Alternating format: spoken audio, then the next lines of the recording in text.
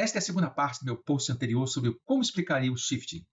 Quem não viu, recomendo dar uma olhada na primeira parte, entrando no meu perfil e procurando a lista de vídeos. Na pergunta, como explicaria o shifting? Penso que existem três tipos de shifters. O primeiro tipo são aqueles que eu vou chamar de hot shifter, shifters quentes, que são aqueles que acreditam que todas as realidades são paralelas no universo e coexistem, se manifestam permanentemente fora do tempo e do espaço. Se é uma realidade similar à ficcional, ela existiu antes e independente da presença do autor, e do shifter está conectado, está consciente dela. O roteirista e o autor apenas se conectou com esse universo ao, entre aspas, criá-los. São universos tão reais quanto a CR, realidade corrente. O shifter está apenas visitando a determinada realidade que deseja. Justificam os hot shifters dizendo que a infinitude do multiverso comporta a probabilidade da existência de cada opção, cada alternativa de existência de todas essas realidades. O segundo tipo de shifter, eu vou chamar de warm shifter, shift morno, são aqueles que acreditam em realidades paralelas coexistentes, sim. Concordam com a física quântica e a teoria do multiverso. No entanto, interpretam que esses infinitos universos são potenciais, são previstos pela matemática, mas não exatamente materiais, como uma realidade corrente. São realidades potencialmente coexistentes, concretas, mas não manifestadas. Quer dizer, a DR, a realidade desejada, apareceria no momento da entrada do shifter nela e deixaria de existir na sua saída. A não ser que ela estivesse ainda, quer dizer, que o shifter estivesse ainda em parte dentro dela, com uma parte da consciência dentro dela. O shifter é, nesse caso, co-criador dessa realidade, um catalisador da existência manifestada. De certa maneira, ele é como o Deus do universo de bolso, criado por sua intenção, mas real enquanto ele estiver consciente dele. E há o terceiro tipo de shifter, que eu vou chamar de cold shifter, shifter frio, que são aqueles que encaram o shifting como uma experiência subjetiva, dentro da mente do shifter, ou um fenômeno similar ao sonho lúcido, que é explicado por fenômenos psicológicos. Os que aceitam a infinitude da permanência de todas as realidades, os hot shifters, afirmam que o segundo tipo, o warm shifter, que são aqueles que acreditam que a bolha da realidade ocorre devido à presença do shifter, que esse é um catalisador da existência daquela realidade, né? Então os hot shifters acreditam que os warm shifters não estão entendendo o real conceito do que é infinito mesmo, e que a conceituação matemática do infinito perfeito deve comportar a capacidade também de manifestação da sua perfeição.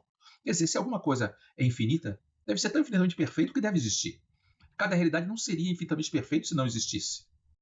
Se fosse apenas uma abstração, uma subjetividade, seria algo limitado, não infinito. E os hot shifters também argumentam contra os warm shifters, dizendo que eles são mornos, porque não se comprometem. Nem acreditam e nem desacreditam. Estão, na verdade, desconversando.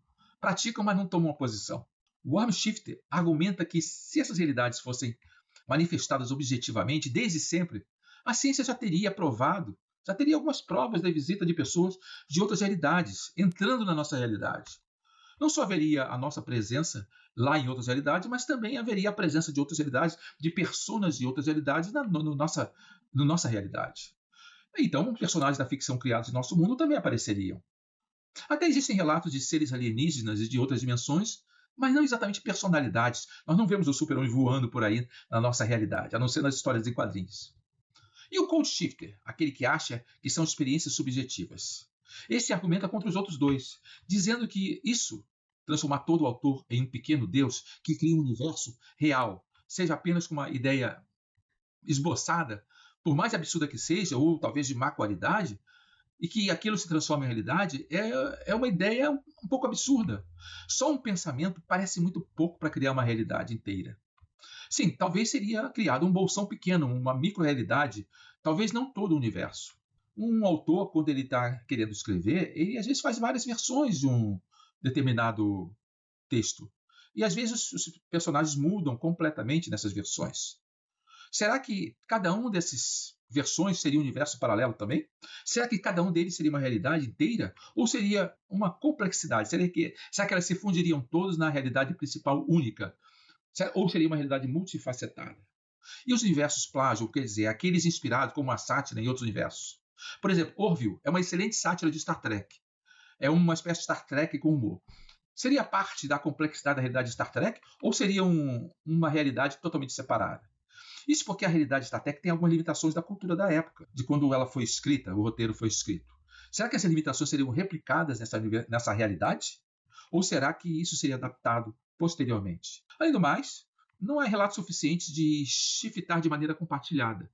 Então, se fosse uma realidade paralela, seja existente por todo o tempo ou apenas durante o tempo da experiência do shifter, deveria haver com mais frequência experiências de shiftar de maneira compartilhada. Algumas experiências são relatadas. Será que isso poderia ser justificado? Os cold shifters justificam dessa maneira, que seria talvez por sugestão ou por telepatia, que são fenômenos já estudados de uma maneira mais simples como explicação do que realidades paralelas. Então, por isso, quando eu comecei a estudar o shifting, eu refleti, né? A partir do ano passado eu comecei a estudar o shifting, eu tendi a me ver como um cold shifter. Sim, como eu falei na primeira parte dessa apresentação, eu tive muitas experiências de sonhos lúcidos e projeção mental, então eu poderia imaginar que seria um tipo de projeção mental a um universo paralelo, na verdade, criado de maneira subjetiva. Então eu me vi como um cold shifter e fiz alguma experiência dessa maneira. Fiz algumas práticas, mas eu parecia um pouco forçado demais ver essa experiência existindo como universo ficcional como uma realidade manifesta, seja permanente ou como eu estivesse co-criando no shift. Então, uma reflexão filosófica mais profunda me fez mudar de ideia. Independentemente dessas três formas de percepção do shift, a visão do não-dualismo diz que o universo é mental. Toda experiência subjetiva é também objetiva para o pensador, pois os pensamentos de uma pessoa são realidades para ela. Isto é, para o shifter não importa muito se a sua experiência é real antes de ser escrita para o roteirista, ou se apareceu quando o roteirista escreveu, ou quando o shift entrou e se transformou em realidade. Ou se é uma experiência subjetiva apenas na mente do shifter. Se o universo é mental, todo pensamento é uma nuvem de espaço-tempo condensada. Não importa se é uma cadeira, uma mesa, um sonho lúcido ou uma realidade desejada. Se a experiência é subjetiva para o shifter, para ele se torna objetiva durante o processo, mesmo que continue subjetiva para os outros que não estão nessa mesma DR. Depende do ponto de vista relativo do observador. E essa visão bate muito com aquilo que diz a ciência avançada, quando fala de infinitas dimensões. Pode ser que tudo o que podemos pensar está limitado pela nossa consciência, limitada na nossa realidade. E, na verdade, não há esse limite para a infinitude da realidade, pois não existe tempo e espaço fora dessa realidade. Assim é bem possível que todo pensamento se torne limitado. Não existindo tempo e espaço, por que questionar se ele começou no momento que foi pensado ou se sempre existiu? Isto é, como cada pensamento na mente de cada pessoa se tornasse um Big Bang pessoal, criando um novo universo, construindo uma realidade. Assim, que importância teria a criação de um universo? Seria um pensamento ou uma realidade?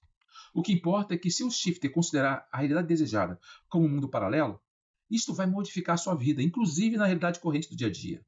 Para todos os efeitos, estes mundos paralelos visitados seriam reais. A realidade que para os outros é subjetiva se torna objetiva na vida do shifter. E esse poderia chegar em casa e dizer que comeu em um restaurante maravilhoso. Não importa se a experiência foi na realidade corrente ou na realidade desejada. Para ele, aconteceu. Só ele poderia dizer se a experiência foi satisfatória ou não. E se encheu a barriga ou não. Mas se considerar o shift como uma experiência subjetiva, poderá até conseguir fazer a experiência, mas será como um sonho, uma alta alucinação hipnótica. Pode ser que com o tempo não tenha mais tanto impacto em sua vida, pois em sua mente uma etiqueta distinta na experiência, o que é real e o que é diferente, que é a ADR. Ele não aprenderá tudo o que tinha que aprender com a experiência. A experiência pode ser exatamente a mesma, nítida e realista para cada tipo de shifter, o hot shifter, o warm shifter ou o cold shifter. Mas o impacto e a aprendizagem em suas vidas seria diferente. Os grandes metafísicos não se incomodavam muito com a forma e o conteúdo da experiência. O importante é a mensagem que ela trazia. Por exemplo, na Bíblia, Moisés recebeu as tábuas da lei no Monte Sinai. Os religiosos cristãos consideram uma vivência objetiva. Ele teria realmente visto uma sarça ardente, um arbusto pegando fogo e recebido de Deus as tábuas da lei. Os ateus questionam a veracidade disso. Dizem que isso não poderia aparecer na realidade corrente. Mas se nós observarmos pelo conteúdo, que é a mensagem que foi passada, isso que foi mais importante. O mesmo serve para cada religião e filosofia existente. E também para o shifting. Então, alguns comentam que os adolescentes estão fazendo práticas meditativas apenas por diversão e não por melhoria espiritual. Mas quer saber qual é e por que uma pessoa faz alguma coisa? Não é para passar por uma experiência. As pessoas não vão a restaurante realmente para comer. Vão porque é uma experiência diferente e recreativa. Ninguém se relaciona porque somos obrigados a nos reproduzir e a ter uma família, e sim porque é uma experiência que decidiu ter, ou não. E até pode significar que alguém trabalha e ganha dinheiro e fica rico porque escolheu gostar disso. Porque é uma experiência que aprecia. Mas o importante é ter a percepção de que tudo é uma escolha. E isso confere poder à pessoa. E pensar que tudo que escolhemos fazer é por decisão, curiosidade e vontade de ter uma experiência daquele tipo, faz com que a gente tenha uma liberdade. E isso vai dar mais motivação e mais criatividade para que as pessoas façam as melhores escolhas em sua vida. E até as descobertas científicas podem ter aparecido não porque existia um problema ou algo não sabido, mas principalmente porque a uma pessoa ocorreu a vontade e a curiosidade de resolver esse problema. Assim, a Terra, na verdade, evolui por prazer e não por sofrimento. Não é sofrendo com os problemas que aprendemos, mas é por nós nos divertirmos muito até encontrar uma solução. Então, essa seria a visão das crianças índigo que está aparecendo e talvez sendo colocada em circulação pelo Shift. Não importa muito o que é a verdade, se o Shift é real ou não, se é externo ou internamente. Qual é a diferença se a experiência é real para os outros, se é real para quem está experienciando? E é por isso que eu me tornei não mais um hot, um homem ou até um cold shifter, porque eu não me posiciono mais. Eu me tornei um light shifter. Um shifter que escolheu seguir os ventos do shift, não importa a sua explicação científica ou pseudocientífica. Abdiquei do questionamento. Pode ser uma realidade paralela? Pode ser criada no momento ou sempre ter existido? Ou apenas na experiência mental ou telepática dos praticantes está ocorrendo naquele momento? Mas e as pessoas que querem experienciar, mas estão presos no dilema dualista de que precisam experimentar para acreditar e só conseguem experimentar se acreditarem?